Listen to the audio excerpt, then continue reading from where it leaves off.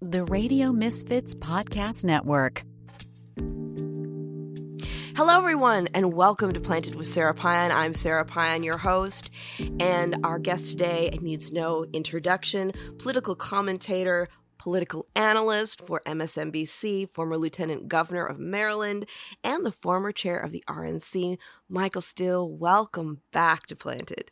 Hey, Sara. Sara, it's good to be back in the neighborhood. Thank you so much. Hope you're doing well. Oh, doing great. And it's great to catch up with you. We had so much fun last year. Yes. And I'm really looking forward to our conversation. We're sitting here on a beautiful Tuesday, well, morning for me, but afternoon for you, having some coffee. Yep. Take a sip. That's right. Take a sip and then a dip. And all that good stuff. That's a whole nother conversation. Exactly. So we've got an exciting year ahead of us.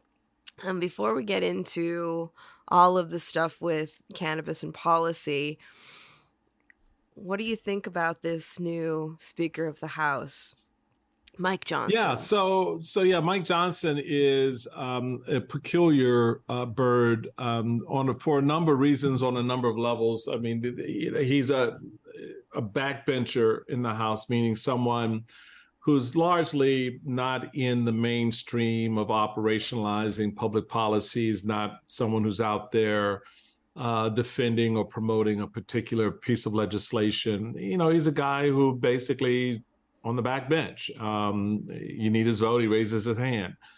The fact that he had sort of articulated his way to the speakership, I think is indicative of just how much the MAGA forces inside the party have solidified their power and their ability to not only remove a speaker, Kevin McCarthy, but install one of their own, which he is. He also brings to the table the added feature of being a white Christian nationalist. So that other element of making God the central force behind the bad public policy positions, like nationalizing a 6-week ban on abortion, things of that nature. That is something that we're now, even among Republicans, trying to understand and come to grips with what it actually means and how it plays out. They've given him a lot more runway than they gave Kevin to negotiate the recent budget deal with the administration, which is now working its way through the Senate and the president's signature. So there are these features that he brings to the table that are going to be different than what we saw with a Kevin McCarthy, for example, and certainly what you've seen with prior speakers. When someone asks him, what is your political philosophy? And his response is, read the Bible. That will tell you where I stand. That should tell all of us a lot. But does he eat shellfish? Well, that's a good question. And, does he, allow for his brother to be punished because he, mows his lawn on a Sabbath? I don't, who knows? I mean, it's when that's your frame of reference in terms of your responsibility as a public official, let alone a speaker, that to me is disturbing. And I say that as a Catholic Christian. And I hearken back to the days. Could you imagine if John F. Kennedy was asked, well, what's your view on X? And he said, well, what did the Pope say? The country would lose its collective mind. And yet now it yawns at such a thing. And so that is telling, that you don't have people exercised about the disintegration of the very important wall between church and state. Yeah. Which I think he represents in terms of political leadership, the manifestation of that disintegration. It's a very interesting conundrum because I have a family that's very, very politically split. I grew up in a Republican household. Right. And then as things started to change, my mother started voting Democrat. Now, I've always voted Democrat. But, you know, it's one of those things where, like, I have her family members, her two sisters had become and I grew up Lutheran. Mm-hmm. So it was a Christian Republican family. And my aunts became very religious, I'll say, because I don't think a lot of this stuff that's going on. I don't believe that Christ would come here today and be like, this is great. Let's go with this. Of course, I'm not his speaker. I don't get, you know. Right. You're not his national spokeswoman, right? Exactly. But I find it really interesting because, you know, my mother has been very bothered by some of the things that she had heard in conversations with her sisters. But then she'll say, and the churches that they go to talk a lot about these things too, especially about supporting former President Trump and a lot of anti-LGBTQ things. And to be quite honest, some things that have a very racist leaning, which is why, though I care about them, we don't talk. And I think that that's common in a lot of families. Right. But my mother will always say, I believe in God and I'm a religious woman who goes to church. And I'm always like, listen, what's being dictated in these churches is not religion. It is a way of blackmailing people to not say anything and believe a certain way. And it's almost what do you think of that? Yeah, you raise an interesting point because I've reflected on this and continue to reflect on it on a number of levels. And I will just put this out here this way. If the Christ we know from the New Testament, okay, start there,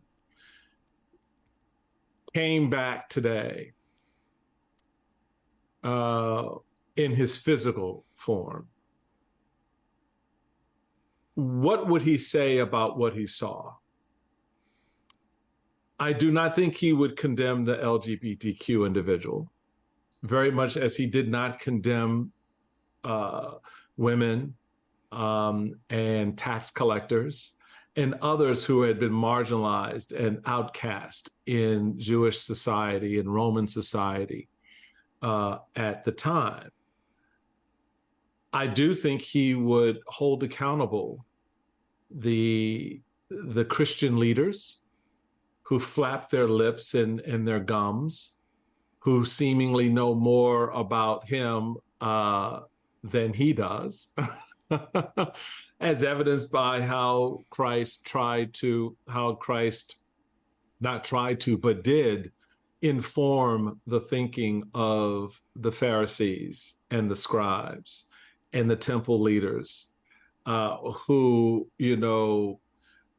showcased their prayers while their behaviors and their attitudes were not reflective of God's will.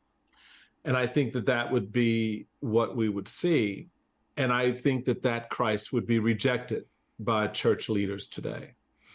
Yeah. And the reason I say that, because they already have. And why do I say that? If you read the story, I think it was in Newsweek a few weeks ago, in which evangelicals were questioning the teachings of Christ in the New Testament as being too woke. So the Beatitudes are too woke.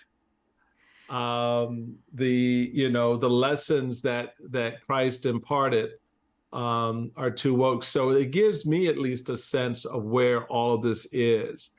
I have never been one to wear my religion on my sleeves because of my understanding of a number of stories that Christ shared with us and teachings about how we should behave. And that's particularly during Lent, where you talk about do not wear your garments and the visual effects of penance on yourself as you walk the streets, sort of flagellating and oh, I am sinful, look at me, look at me, look at me, right? Right.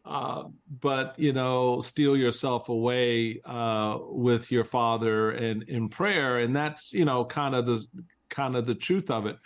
But it's an interesting point that you raise in how individuals approach faith, and a lot of that today has shifted in that our faith, our value system, our politics, not our politics, because those things informed our politics, right? What we believed and how we behaved, the way we looked at the world would inform our politics, and it would help us form policies that were consistent with those values. So, you get public policy around healthcare, you get public policy around education, you get public policy around women's rights and so forth. Today, our politics informs those very same things. And our politics are oriented away from the value of you as a woman to decide for yourself your health care, whether it includes or does not include an abortion, right? Whether it includes or does not include how you approach certain issues. Our politics informs how I'm valued and seen as a Black man. Whether or not my history has value enough to be taught and to be read about in books and to be understood by future generations in the context of America's overarching story of 400 plus years. And so that's a very different space we find ourselves in right now. And I think that a lot of Americans are trying to figure out how to reconcile that, but in other instances are actually kind of giving into it. And that's the part for me that's really disturbing. And that's how Donald Trump has as much value to them as he does, because he's become much more of a meme, an attitude, of a way for them to express outwardly what they feel. He's given them permission to feel and believe and behave a certain way that their mother would otherwise be spanking their tails for. Right? Yes. Yes. It has given people permission to behave in the ways that perhaps they've felt in the darkest crevices of their being. Sure. Yeah. I often wonder if some of this has to do with the fact that there's been so much work in the past few years around, like when people say minorities, it's like, well, we're not minorities anymore. Let's change this language. Or when I was working in civil rights, when President Obama was elected, and all of a sudden we had the worst time getting our development department suffered because people were like, we don't have civil rights issues anymore. We have a Black president. It's all over, know, and it almost seems like there's, this very small group of people that think that, they have to give something up so that we live in a more equitable society, which is not true. Well, that's always been an animator for the horrors that have been inflicted upon the world by men. And I don't mean men as a gender thing, but I just broadly speaking, by mankind, humankind, we somehow disregard the experiences and the condition in which individuals find themselves. And this, which is what makes the teaching of the Bible so essentially important, because think about, it's a radical idea to care for the poor. It's a radical idea to feed the hungry. It's a radical idea to heal the sick. It's a radical idea to educate the uninformed. And it shouldn't be. And so those teachings of Christ, and others, other prophets and men and women who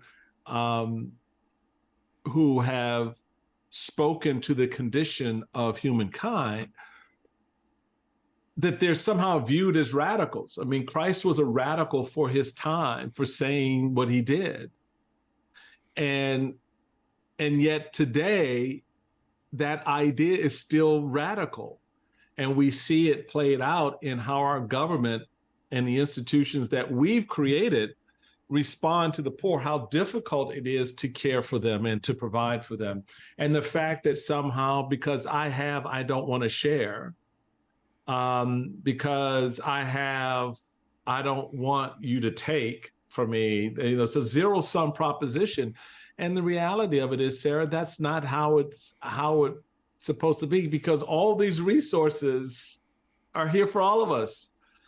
And if we are able to magnify them in a way that generates benefit, then that benefit should go to all of us. But somehow, we have allowed a system and systems to arise that decide, because you are poor, and Christ said it, because of the way you are, because of your condition, you will always have the poor amongst you.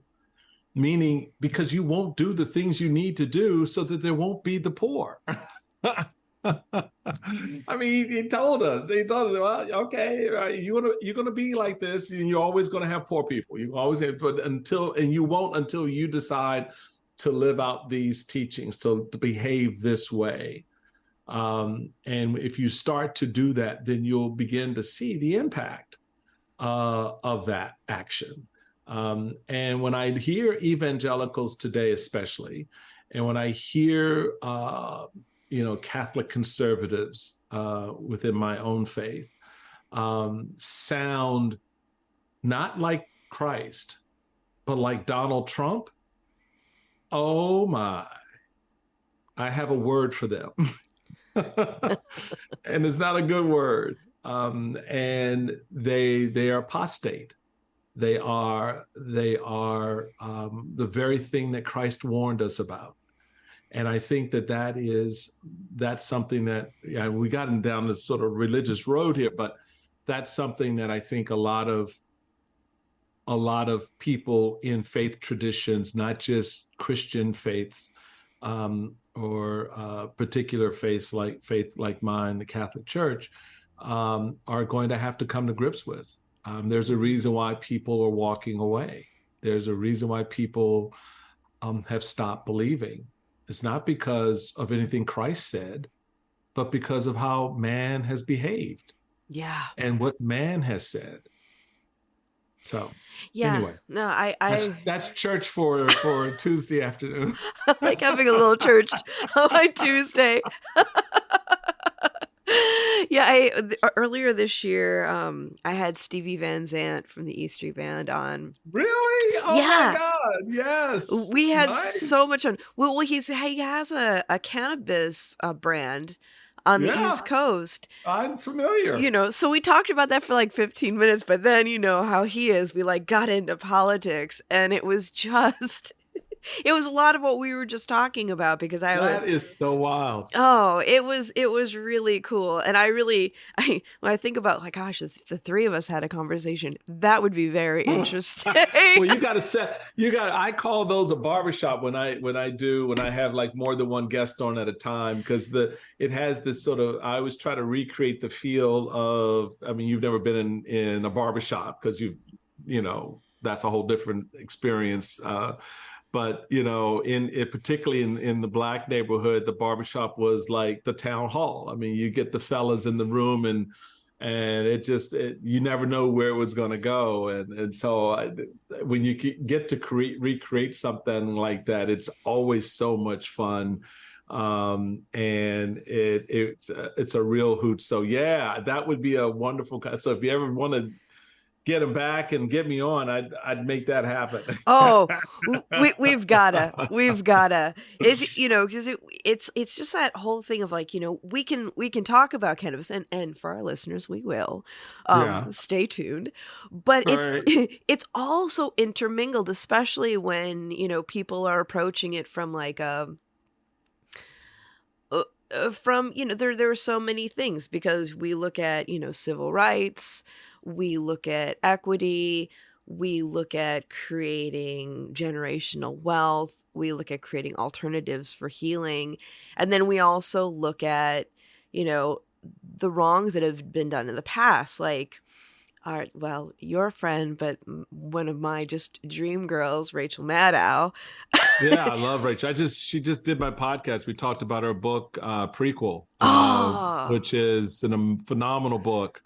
I would highly recommend picking it up if you really want to get a contemporary and historic understanding of what we're going through, because we have been here before, and Americans have dallied much more with fascism than we like to think or believe about ourselves.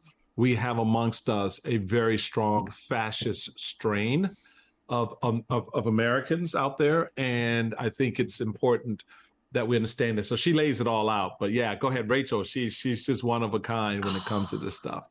brilliant, brilliant woman. I'd say I want to be her when I grow up, but Right? I'm old enough that I should. But one night when I was watching, she was talking about what was happening, especially with FDR and Prescott Bush and Yep. all that, and I thought, that's like the same. It's the same time of the things that were happening with William Randolph Hearst and DuPont and Right. Anslinger, and what they were doing with cannabis policy, like the prohibition. So we were dealing with not only we were dealing with fascism, and then they were also adding that additional thing of let's demonize a substance and direct it Right. towards black and brown folks so that we can shut it down. And now we're looking at trying to change a lot of the damage that's been done. Yeah, I mean, there are a lot of parallels in the cannabis space and the issues around cannabis, for example, to obviously alcohol, but also other things that we see that aren't related to the use of a substance, but also to broader communities of people. How we're trying to demonize transgender children who, yeah, they're dealing with a lot of issues all at once. And instead of, and then this even goes to some parents who may have overreacted with respect to their trans child because they did not have information or they had too much information. There are these reactions that flow from all of this. And then when it gets into the broader public space and how people hear it and perceive it, then attitudes begin to get shaped and formed. And if you don't have the right voices in those conversations from the beginning, you wind up with, in the case of cannabis, it being, the devil's seed and a danger, the gateway drug to all the worst kind of drugs in the world. This sort of horrific, narrative from the early 1930s that permeates well into the 21st century. And similarly with how people look at issues related to their sexual identity. And that, that's not something that's innate. You were groomed that way. You were groomed to be gay. You were groomed to be trans. Your parents put you on these pills that changed your body shape. And I'm like, so these narratives are formed. And unless you have competent voices that are in space to say, okay, time out. First, that's stupid. Second, here are the facts, and this is the truth, then you're going to find, even as the cannabis market continues to expand and grow, and this is something that I've talked about at various conferences in the past, as that space expands and grows, that market expands and grows, you're going to find you've not sufficiently dealt with the ignorance. You've not sufficiently dealt with those who continue to perpetuate lies about it. And at the same time, you don't equip yourselves to be informed and prepared when something does go sideways. Someone does something inappropriate or misbehaves, or something, tragic happens, like a young child gets a hold of a pack of gummies and overdoses because they ate all these gummies thinking it was candy, and it was actually cannabis, and they were only 3 years old, and and that had an impact. And so people want to use moments like that to make the broader ugly narrative, see, I told you so, this is a danger, this is a threat, we need to shut it all down. And again, it's God, it's God's curse and wrath, and it's the devil's seed, and all those things start coming back. So it does matter how all of these lanes in our society and our culture that have evolved over time and continue to evolve, how the broader society understands those moments and what they mean, and how prepared we are to be honest about what it is and what it isn't. Yeah, I feel like there are some simple truths that people should have. Like, one, we should keep educating people, because it seems like adult continuing education, just generally not going to school, there's no funding for. Right. Secondly, I just wish people would be like, hey, if you're going to point your finger at somebody who's not hurting anyone else, why don't you look within and mind your business? Right. It's it just seems like there's so much of that right now, because it frightens me to see how, people come to conclusions on how they should treat people, or making people less than so they feel better about themselves. And we see this I never thought I'd see the day where in politics it looks like a damn playground, where it's like the mean kids like kicking one another. Like, Michael, how do you deal with being in a party that's imploding, and that, it's just different than what you signed up for? I mean, how do you deal with the children that are like making a fool of themselves and not actually serving their constituents? Well, you part of that, you really, I mean, I can't affect your behavior. Yeah. I can only point it out. Right. And maybe that does on the back end affect it, but in the main, I'm not. If your orientation is towards hate, there's not much I can say or do to change that. Yeah. But what I can do is I can point it out to others. I can show you for who you are, because you're telling us who you are. So I don't have to be the one and say, oh, that individual is a racist, or that individual is misogynist, or that individual is this, that, or the other thing. They're telling you that, and they're telling you willingly. Yeah. The challenge we all have is, why don't we believe it? Why don't we believe when Donald Trump says, I am the retribution. I'm coming back because I want to get payback, because you took the election from me. I didn't lose. And people go, oh, he doesn't matter. It does. And I'm like, no, he's telling you what he wants to do. So why don't you believe him?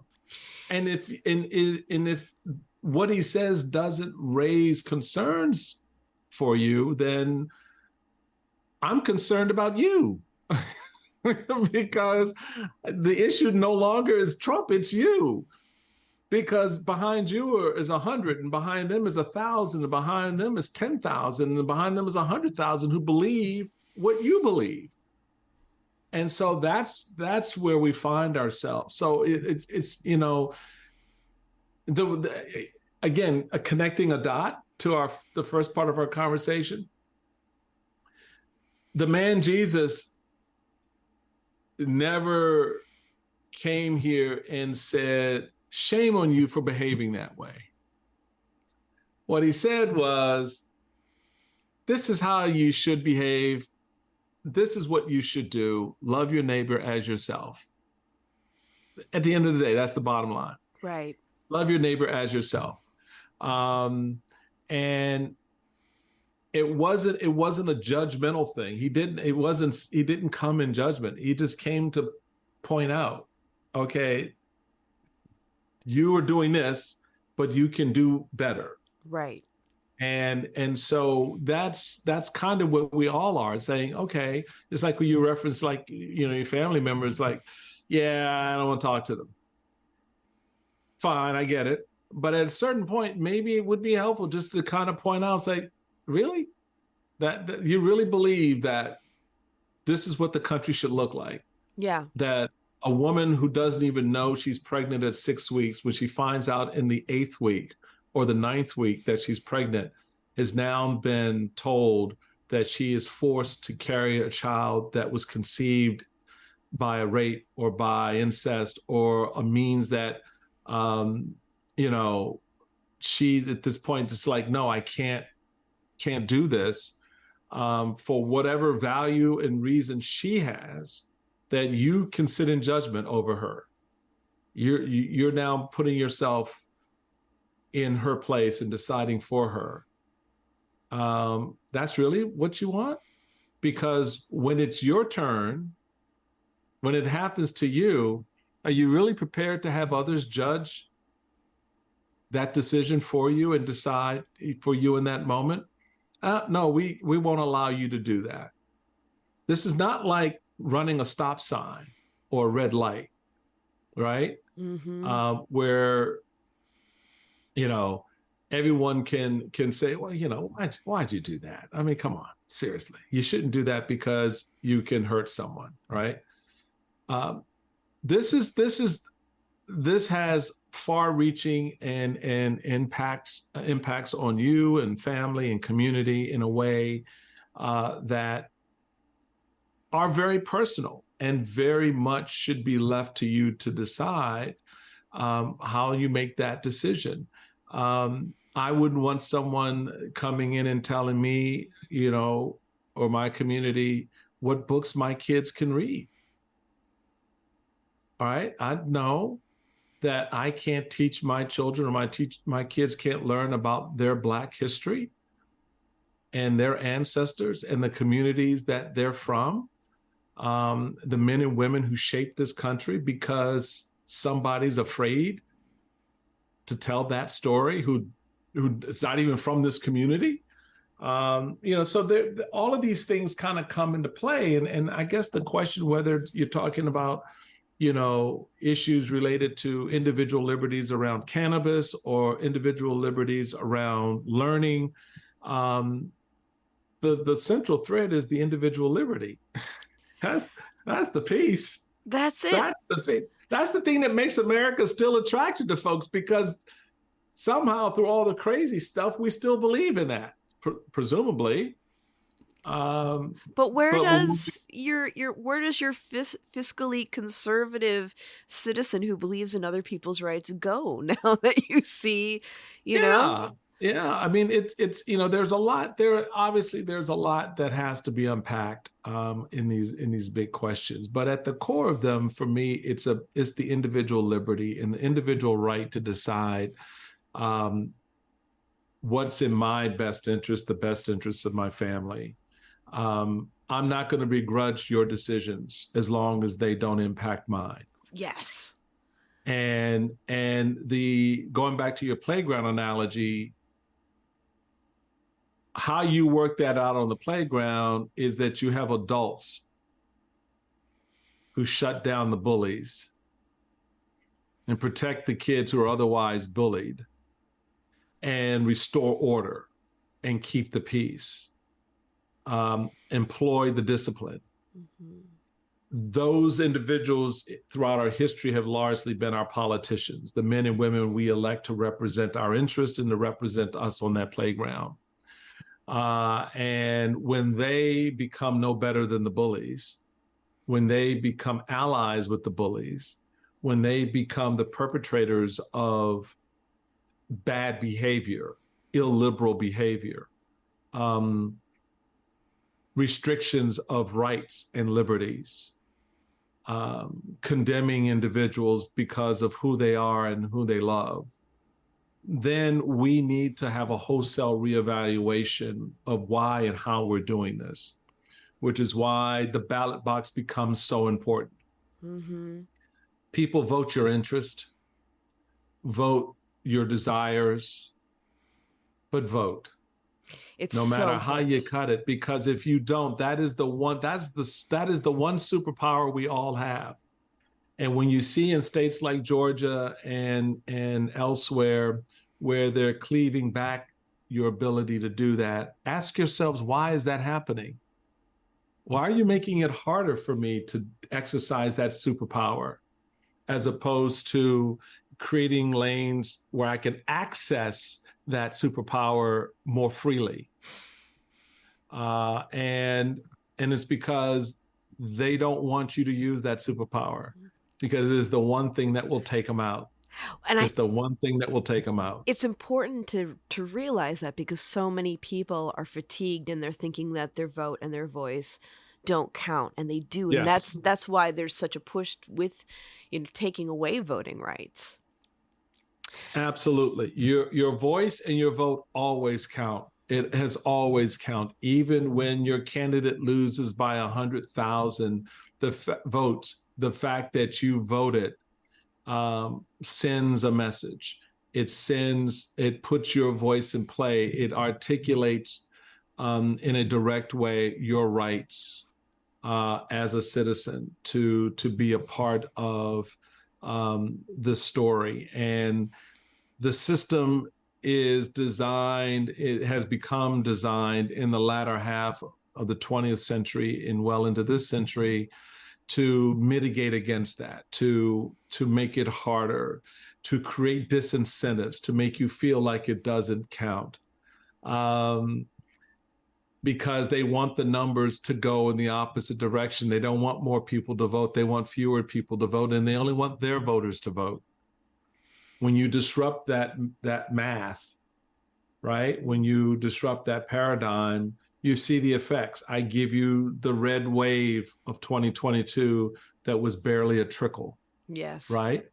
That's because voters turned out for democracy. They turned out and turned against illiberal behavior and not giving MAGA the win.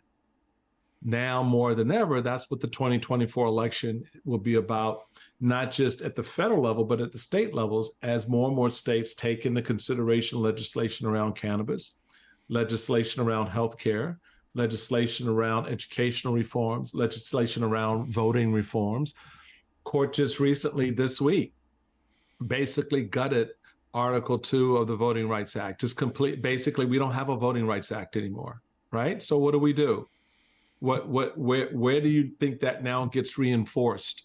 It's got to be at the state and local level. And if you have an anti-democratic, anti-voter legislature, when you go to the ballots box in this November of 24, November of 25, November of 26, because every year there's an election, people. Every year there's an election. They're off year elections, and they're sort of the big ones, the big presidential elections. But in between those, there are, elections. We just saw that play out in the state of Virginia. Virginia had elections this year, and what happened? Because of illiberal behavior among Republicans in the Virginia legislature, and they were trying to get the House and the Senate because they had the governorship, the voters said no. Why? Because they want to institute a 6-week ban on abortion.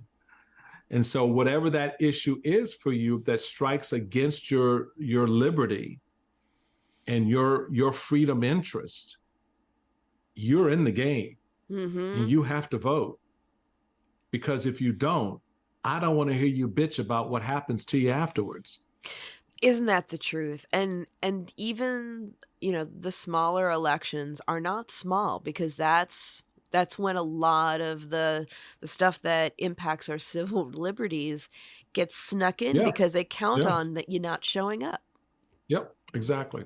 Exactly. Well, when we're looking at this election cycle that's coming up, and we're seeing some of the debates, what do you think, like with more and more states having problems, medical programs? There are problems. We're talking about the medical cannabis programs, Right. and also adult use or recreational use in a lot of the states. Now we're looking at half the states. Mm-hmm. What do you see the impact on elections? Do you think it's going to be a conversation? I know on the state level there will definitely be conversations about it, but on the national level, do you think we'll be seeing more conversations around it? Oh, I think we will.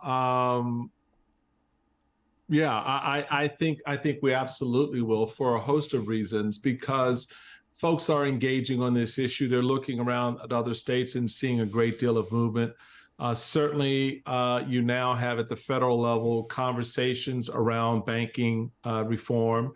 You have conversations around, excuse me, full legalization, meaning rescheduling cannabis from its current uh, designation as an illegal substance.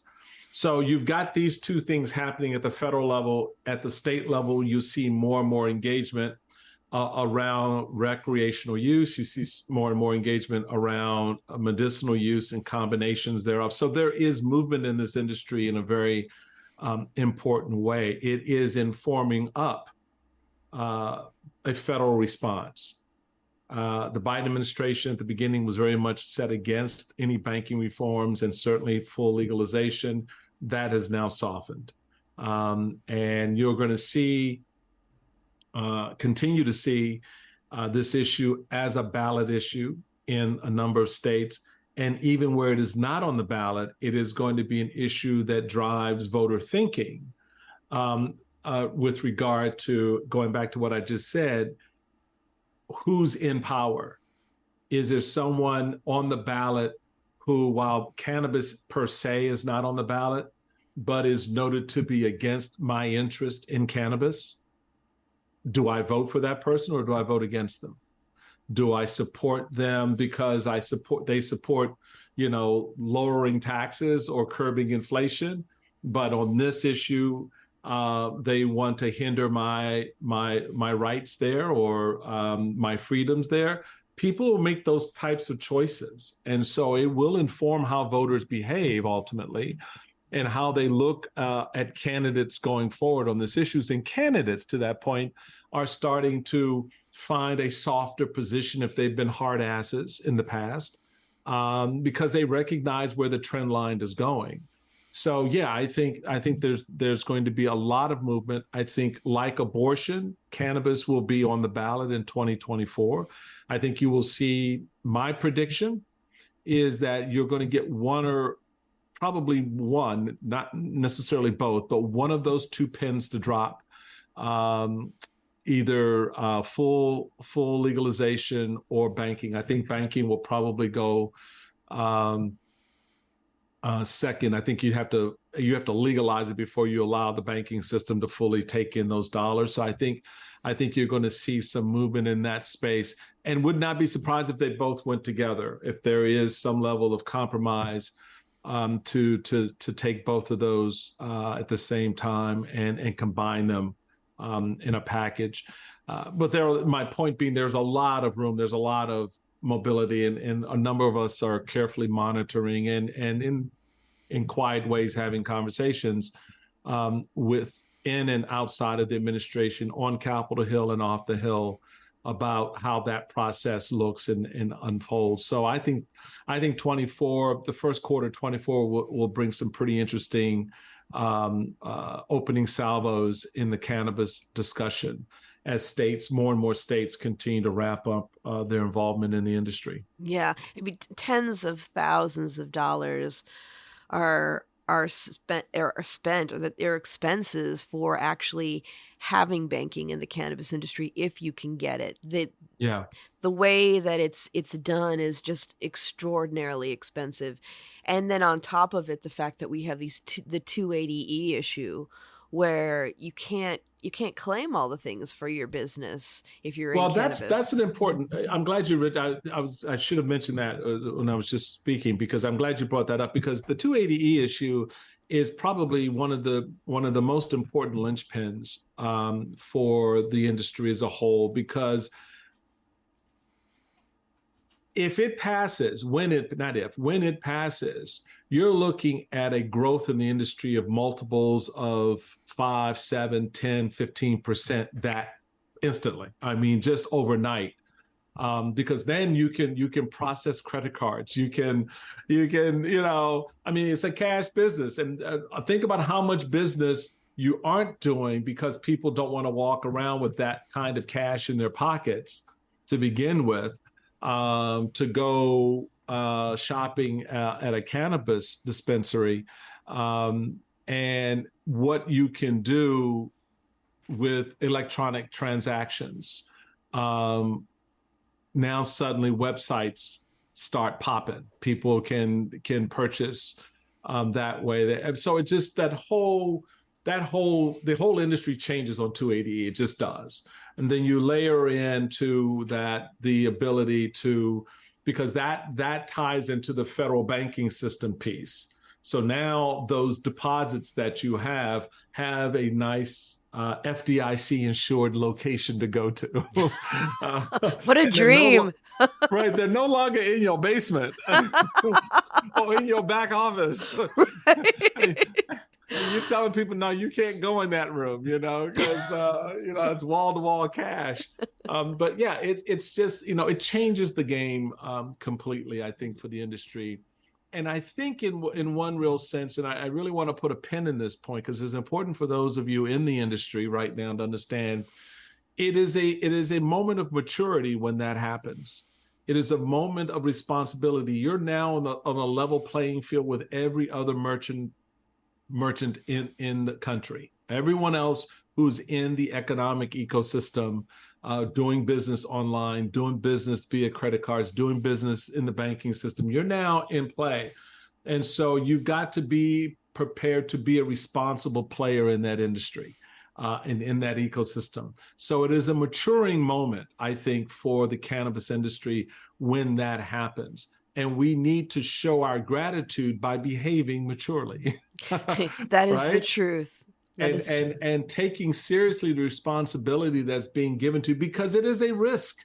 It is a risk for government to do this, because they know not everyone in the country is down with the growth of cannabis, down with opening up the industry as a legitimate business. And so there will be a lot of enemies who will look for reasons and moments to say, see, I told you so. And then that begins the clawback, the restrictions. Not to say that there may be some initially, which wouldn't surprise me if there are, right? Some small limitations here and there, maybe a cap on the amount that can be charged, things like that. We don't know. But if there are, your maturity is going to help remove those limitations, and your lack of maturity will not only enhance those limitations but potentially add more. Right. So it's important to understand exactly what the risk and the rewards are here, I think, as an industry. Once we turn those corners on 280E, on legalization, banking, et cetera. Yeah, there's a lot of things to take into consideration with that. And I think, with that being available, I mean, right now, at least in California especially, we're seeing a lot of robberies, a lot of people breaking in, entering, and, getting into the safe and stealing product, but more than anything, getting into the safe. And Right. to be able to have like better insurance coverage to deal with loss, have more responsive, just more response from law enforcement, because even at this point, it's not a priority because it's not taken seriously, I think, on a federal level. And then also looking at the generational wealth portion of it too.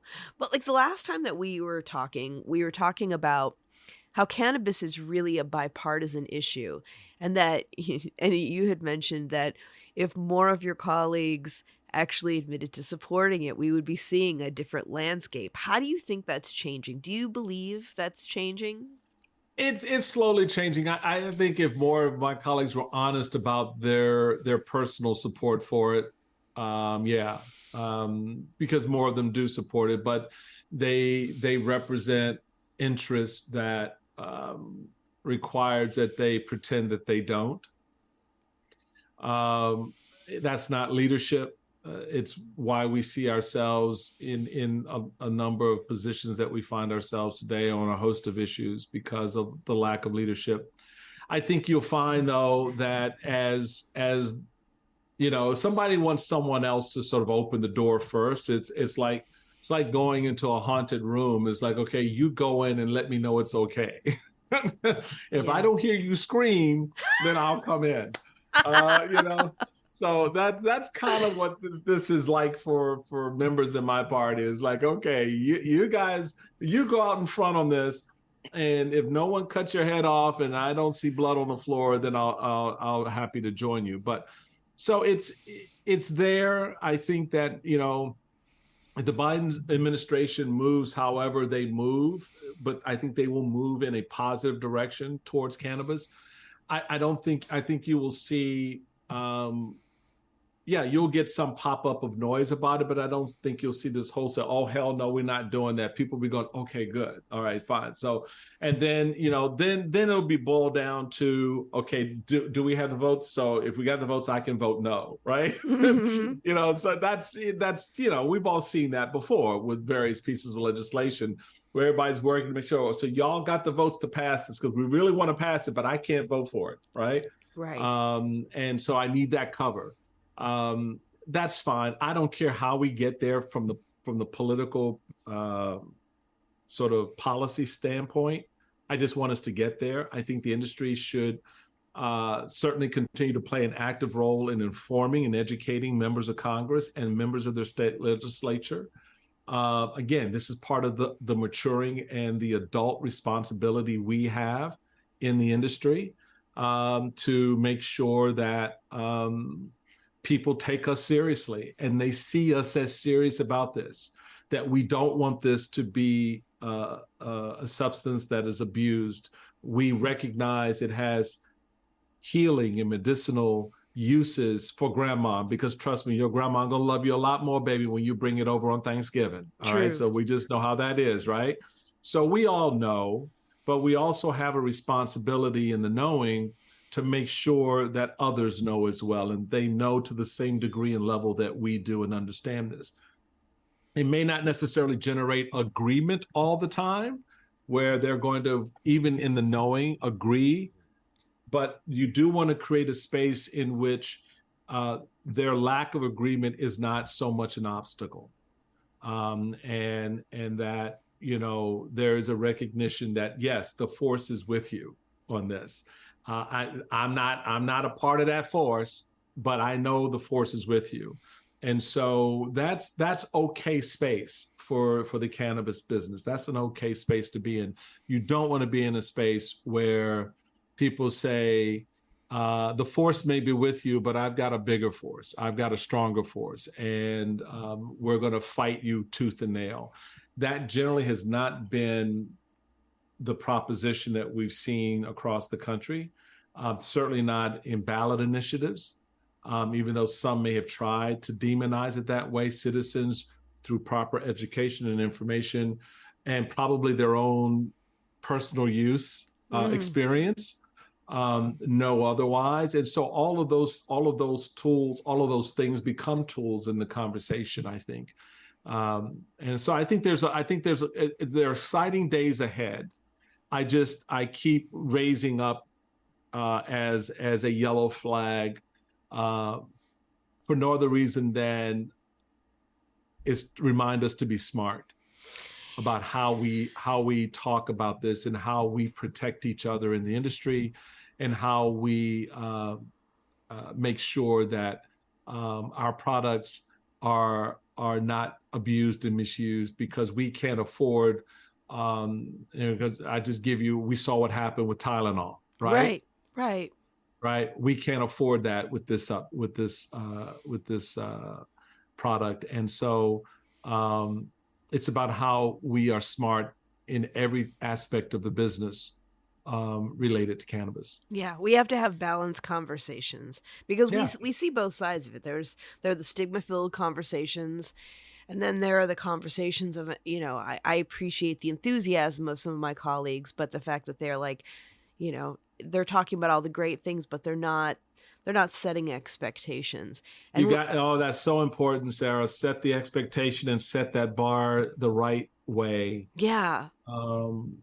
So I literally had that conversation this morning with a cannabis company that I'm involved with, where it was like, my partners and I were like, let's set the expectations right up front on every aspect of the business, because you have to be self-aware, and you have to be smart about what's going on around you in the land of the politics, but more especially in the land of the community, more broadly speaking, because there's still, churches and other groups out there that are not a fan, and you've got to deal with that. You've got politicians who listen to those groups.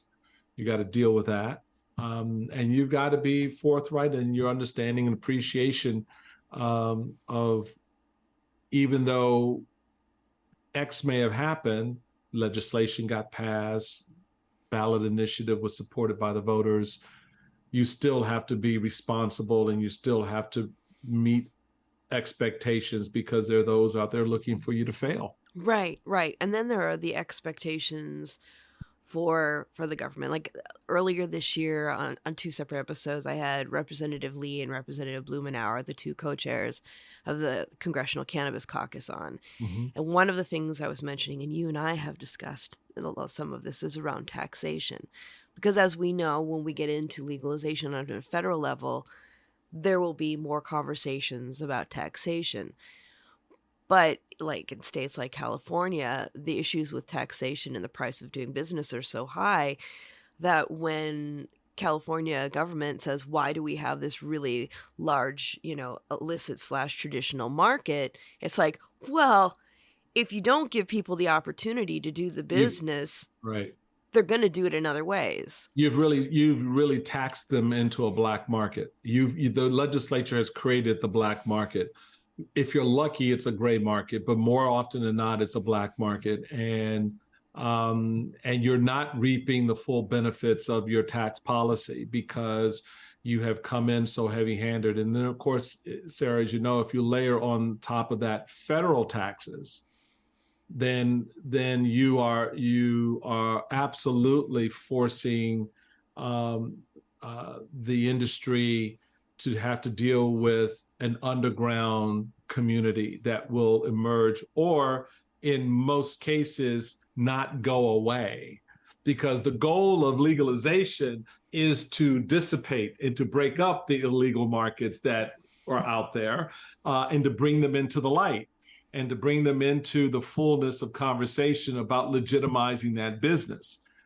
So yes, sir, I know you were doing this from your, you've got a little garden operation in your backyard up in the mountains. So now let's talk about bringing that out of the shadows and into the legitimate light of a full cannabis market.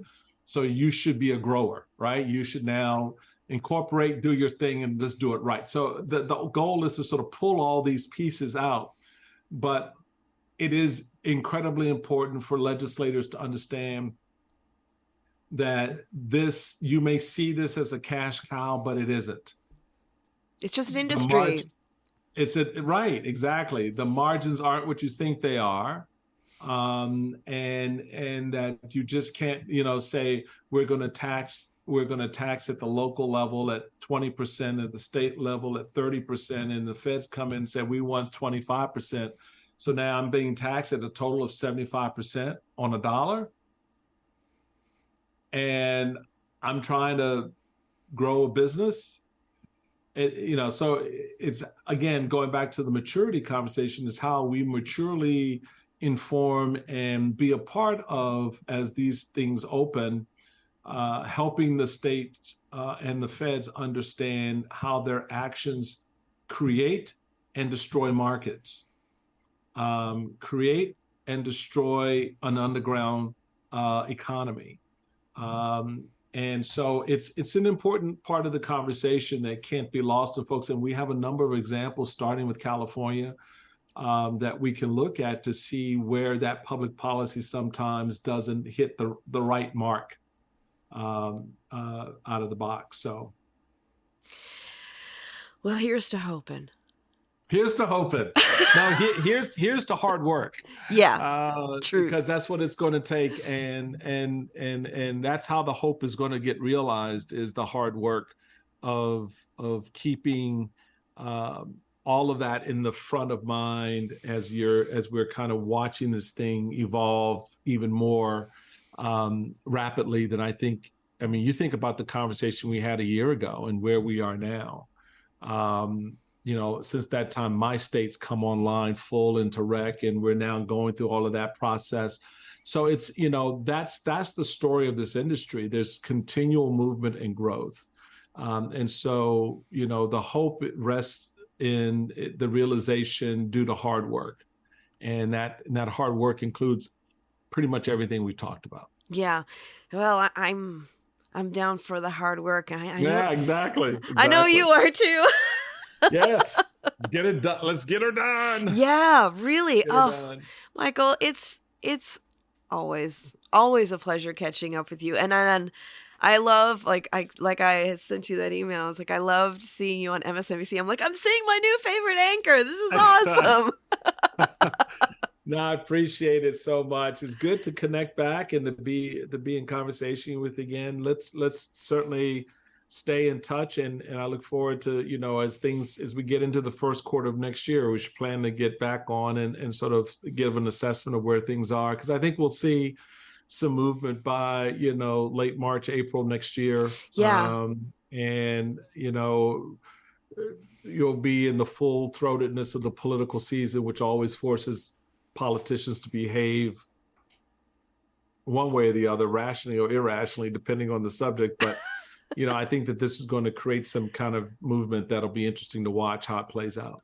Yeah, it's a very exciting time, not only for cannabis, but just all the things that are coming into being a citizen in our great country. Yes, absolutely. Thank you so much, Absolutely. Michael. And I'm looking. Well, thank you. I appreciate it, and look forward to next time. Me too. And everyone, remember, Planted is twice a month, and if you like listening, please give us a review, share it with a friend, let us know what your favorite episodes are. And if you'd like to stay in touch over social media, we are Planted with Sara Payan on Facebook and Planted with Sara on Instagram and Twitter. You can also go to our website, www.plantedwithsara.com, or listen to us on our parent network, Radio Misfits Network, where there are other great podcasts, like one of my favorites, the Winemakers Podcast. So check it out. You can listen to Planted wherever you listen to your favorite podcast, whether that's Pandora, Spotify, Amazon, Google, Apple, Stitcher. Tune in. We are there. So join us. And until next time, stay curious, stay safe, and remember, it's a wild world out there. Be good to one another. Until next time, take care.